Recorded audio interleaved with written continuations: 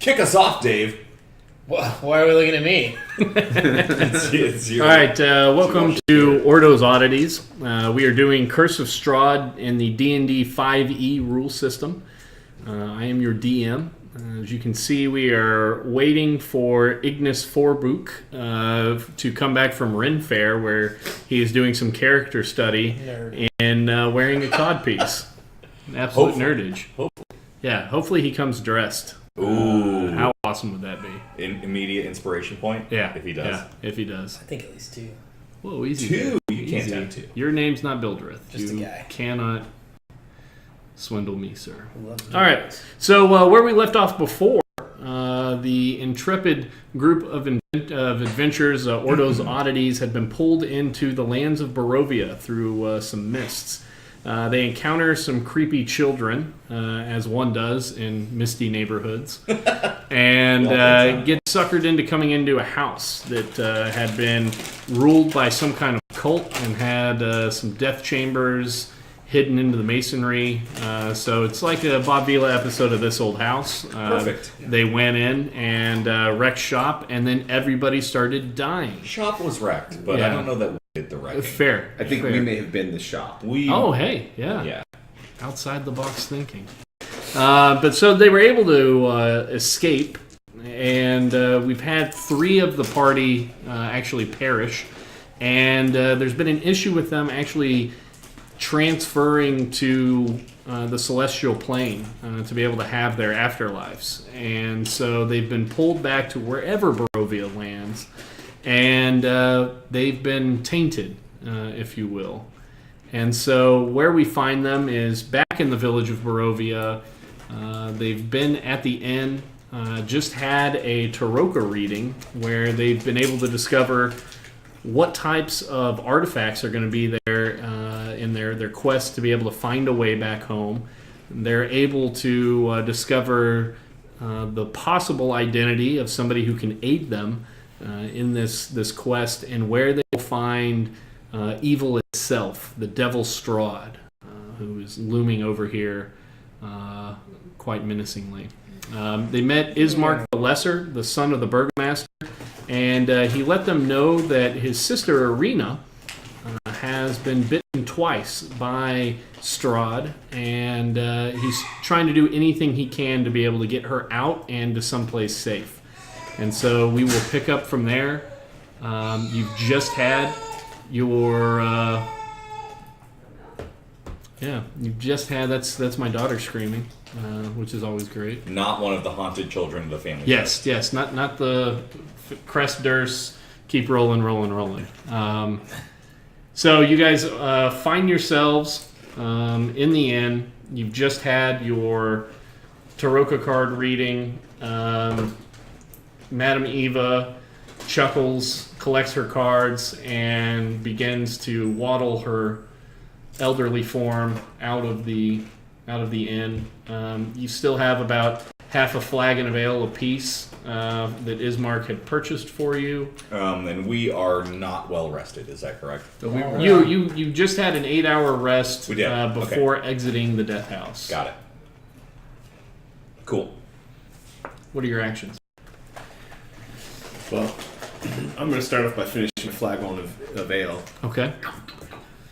So you guys look over as Sedgwick, trying to find his center, looks towards the bottom of a flagon in order to find it, as Haggis now demonstrates. Vando, what are you doing? I'm going to look around and see if anybody has come in or left. So Madame Eva is the only one who is left. Okay. There are the 3 Vistani women who are, a little bit past middle age, who are sitting, talking, conversing in a corner. You have Eric the barkeep, who seems to be very absent-minded, kind of hollow whenever you speak with him, and he was incessantly cleaning drink glasses, and as soon as he was done, he'd go back and start all over again, and wasn't much of conversation. And then Ismark sits at the bar regarding the party. The barkeep is a hollow-brained non-player character with 3 lines. He just repeats them over and over. The same ones. Okay. What are you buying? Exactly. What are you selling? That's him, over and over again. I think we should go visit the 3 gypsy women. Sure. So Haggis is going to go... he's just going to kind of indicate over to the other 3 women and go, "What do you make of them?" You doing that to me? Him? To you guys at the Sorry. table. We're sitting here with our beers. I don't trust them. Gypsies? Them women? Yes. Them. And so Sedgwick does have an oath of celibacy, and so you I don't can trust them in my see pants. that there's always a level of distrust of the opposite sex to some regard. So and squeeze him on the knee. And It's okay. he's 15 feet taller than I am. It's alright. Well, we're all sitting. And yeah, but still, I'm down here. It's okay. Yeah. And give him a Charlie horse a little bit. And I'm gonna go sit with the women. And ladies, can I buy you around? Oh, Master Dwarf, what brings you into our tavern? We. We're just passing through, but seems like there's... Many pass through Barovia, but they are all some folks that we have seen before. I don't recall ever laying eyes upon your party. Well, we are from a traveling group. We travel the world near and far. Hello, my name is Vando. I'm a Sefneblin. You've probably never seen my kind before. Vistani have seen all types of people. Yes, my brother Rando and I have been around the countryside many times. We are traveling merchants, learning and working with these other fellows. And she says all commerce throughout Barovia goes through the Vistani.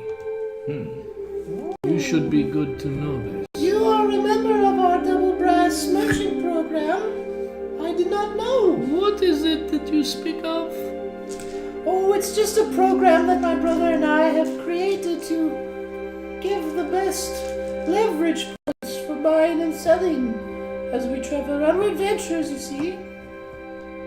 Very good, very good. If you need to purchase more wares, Bildreth, we supply him here in town, or you can head out to our camp in the Sair Pools. It's west of town, and there's another camp near Valaki. This Bildreth, he's not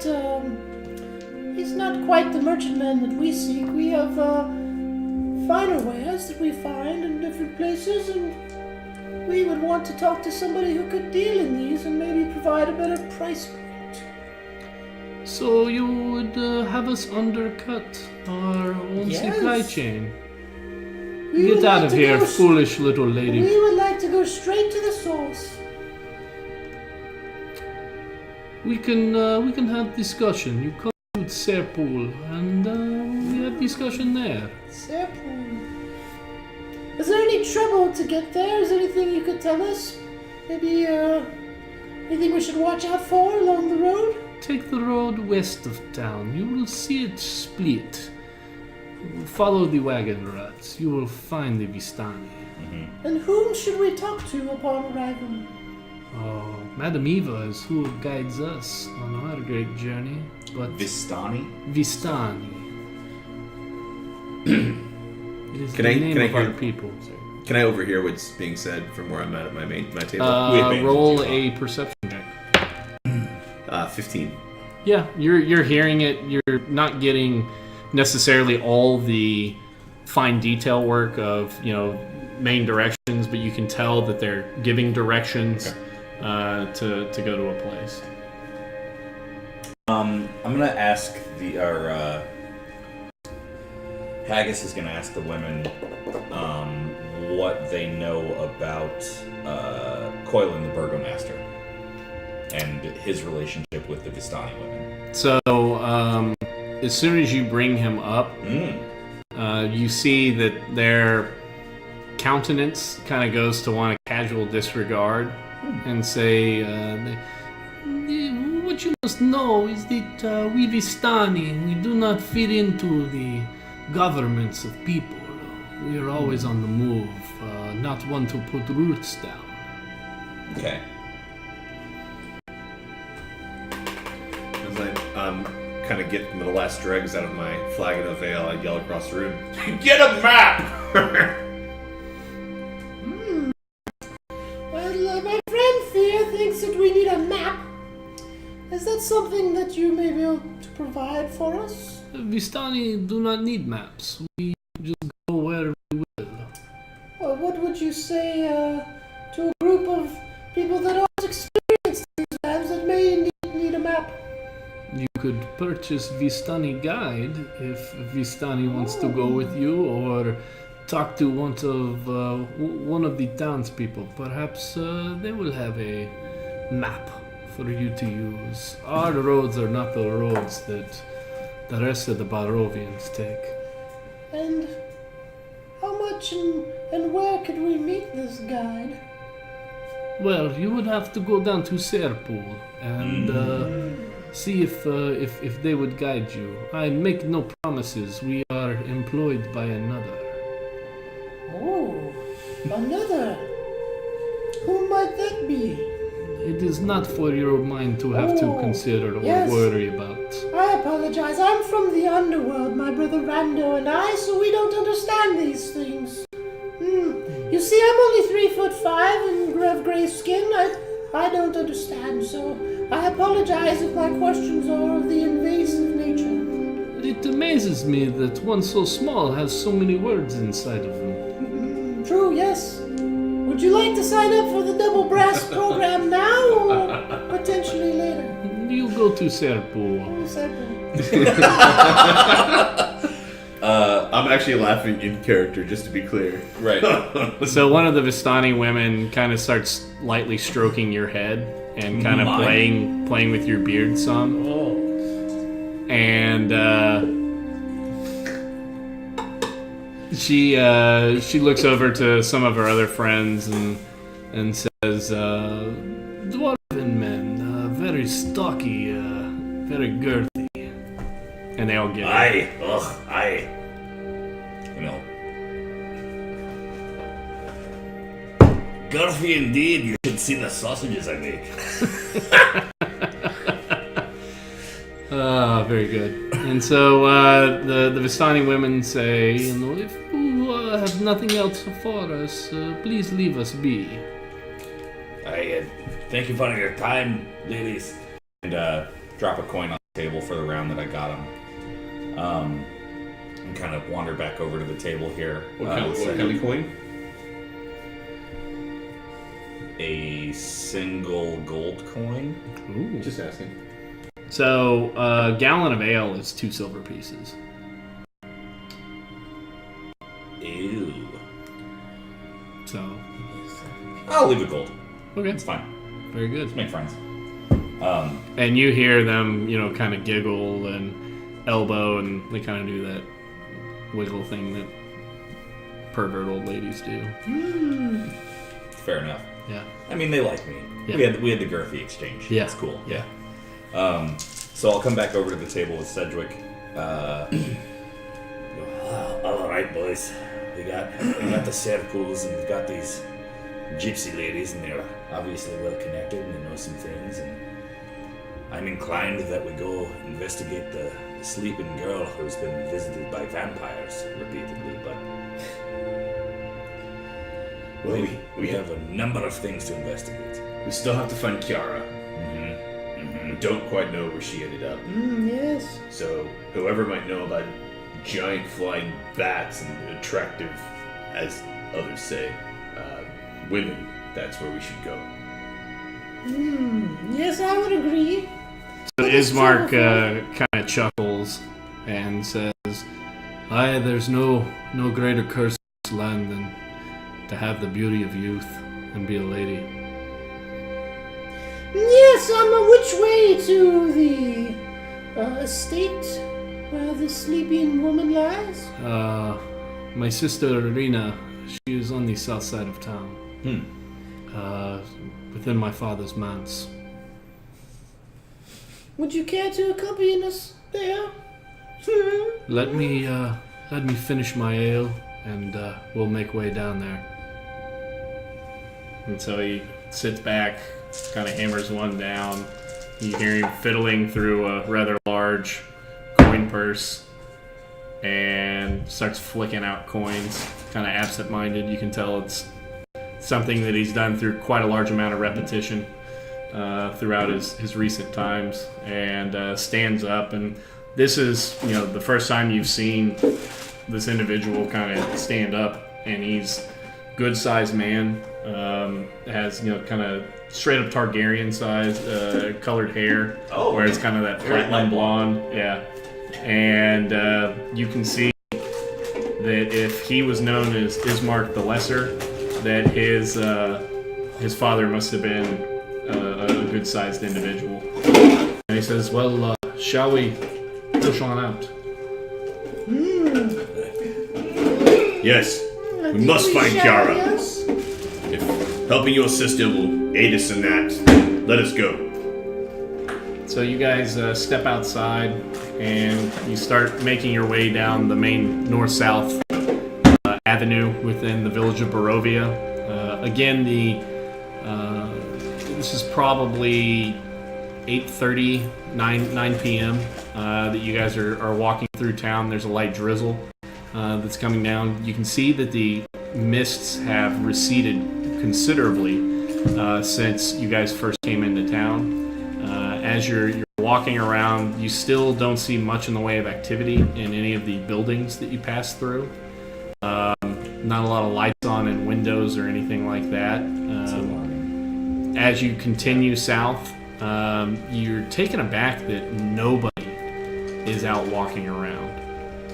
There's just not much traffic at all. Any individuals that you do see are, pop out a door, do whatever activity they are, and they're running back. So it's Corpus Christi. It's totally normal. And you see this picture of the statue of Selena that is... the Lady Selena? Yeah. Of Barovia? I love that. Ismark, what is wrong with the people in this town? How come no one ventures forth into the streets? Many would say it's suicide to go out after night. There's many things that go bump, if you will. We've seen the dead rise and move into town. We've seen packs of wolves, unholy the size of these bastards, that they rove in packs, they steal food, they steal children. It's venture to say there's no hope in these lands. A quick question for you, sir. It's after dark and we're out. Yeah, you seem like you're capable enough, and what's the worst that can happen? What, we die? I want to, does he actually, want to die? Is he suicidal? Insight check. Okay. I believe that's a 15. 1 second. Excuse. I'm gonna give him the assist. 15. Alright, so as you regard Ismark, you see a man who has been told he's second best his entire life, always been in his dad's shadow, and you can see that the only thing that really drives him forward is keeping his sister alive, but he doesn't have much hope. So, Ismark. So he's not suicidal, he just doesn't see a way that he gets out of this without dying. Your sister being bitten, that has deeply affected you. We have to get her away from the Devil's Strahd. Do you have a plan for this? As I told you before in the bar, we could take her to Vallaki. Vallaki is a walled city, it's fortified, it's a good distance away from Castle Ravenloft. It's the best I can think of in order to deliver my sister from here. Would those, Vistani have any knowledge of being able to assist her? Stay away from those Vistani horrors. They're in Strahd's employ. I wanted. Does he really think that? So I don't know if he's like, because I don't trust anybody right now. So is he lying to us, or does he really Roll an think insight that? check. Yeah. 10, good sir. You consider him to be that's his honest opinion, but you're a little bit taken aback that he used such harsh language because he's seemed so prim and proper before. Well, I'm a bit confused, sir. If they are employed by your enemy, as you claim, you let them sit in the bar of your father's town unmolested? They own that bar now. Who? They own the bar. They mentioned somebody that they work for, and would that be this Strahd character? That is accurate. I must get him on the double brass program. And we're still walking south while we're having this conversation, right? Okay. Yeah. As an aside, to these guys, so I'm gonna try to be subtle about it. I don't. Check that. So yeah, apparently my house is haunted. It's Sounds like a shower probably curtain. something in Steph's. Yeah, shower curtain maybe. Shower Check curtain that first. Yeah, it's different. Yeah. Well, I know it's not a ghost of anybody in my family because we're not exactly the cleanest people. I forgot to put deodorant on this morning. I went and brushed my teeth, and I was like, "Oh, don't forget to put deodorant on," while looking at my phone. And then I texted you guys instead of leaving, and then you said prove it. And so I was going to live stream me leaving my house, and I got all wrapped up in how God, I was that going to would've do been that. great, yeah. So I forgot to put deodorant on. Fair. I mean, not really. It kind of sucks. You don't have to put that back up. I'm a little moist over here. So you guys continue with this small talk as you're going down, and it's a decent amount of time to get down to the south of Barovia. It's not too much on the map here. Yeah, it's three 1, blocks. 2, 3, 4, yeah. And so as you're going We're down, not all extreme athletes. you hear the sound of Atomic. small wooden wheels rolling across the damp cobbles. You trace the sound as you're going because it's kind of cutting through the night. There's a lot going on out there. You know, light amount of drizzle that's going on. I forgot to have that loop, so let me get that. Damn it. There we go. So now The now drizzle the picked up. drizzle. I understand. Yes, Yep. my mistake. Yep. And so you trace this sound to this lonely, hunched figure that's going door to door, and bundled in rags, pushing this rickety wooden cart through the streets. And Pushing it? yeah, she's pushing a cart. Okay. You hear kind of the grind of the wooden wheels like you would on a wagon as it's going forward. It doesn't seem like the wagon really carrying that heavy of a load. And she's knocking on doors probably half a block ahead of you. And you can hear... everybody roll a perception check.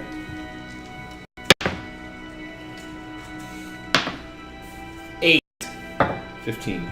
17. So Haggis and Sedgwick, it's hard for you guys to hear over Vando trying to barter a deal for exclusivity rights for the village of Barovia. If he immediately seized on the fact that clearly Ismark doesn't trust the Vistani, Yeah. and so he's trying to make a business play on this, and so. So he's kind of going back and forth with Ismark while we're... Yes. Yeah. And so you guys hear something about dream cakes, and she's knocking, dream cakes.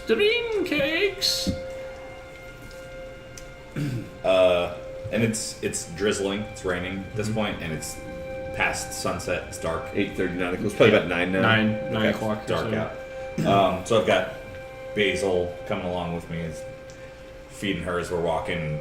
I'm pretty knackered at this point because we've been at the pub for a little bit, so I'm And a gonna kid. kind of pull the pig along with me, just to kind of stray off from these guys just a little bit to get in the shot of this hunched figure and go, Ach, hi, woman, what are you doing selling cakes? There's wolves about, apparently. What are you doing? And you see the bundle of rags, pretty much, that's kind of hunched over, kind of turn her head and looks over, and She says, I'm selling dream pastries. Would you like one? 1 gold piece. Forget about the troubles of Barovia. So being that I've heard and studied of every food, dream cakes? Does that ring a bell to Dream Haggis? cakes, dream pastries, roll. You Roll can either food do check. history, insight, or medicine. Okay. Either one of those, whatever you're more like it. advantageous in. Ooh, that's just an 11. Yeah, so you don't necessarily recall what the specific cake would be, these pastries. So Haggis is going to be like, dream cakes, all the better. I've never heard of those. So And he's gonna hobble over, drunkenly bumping into things. Yeah.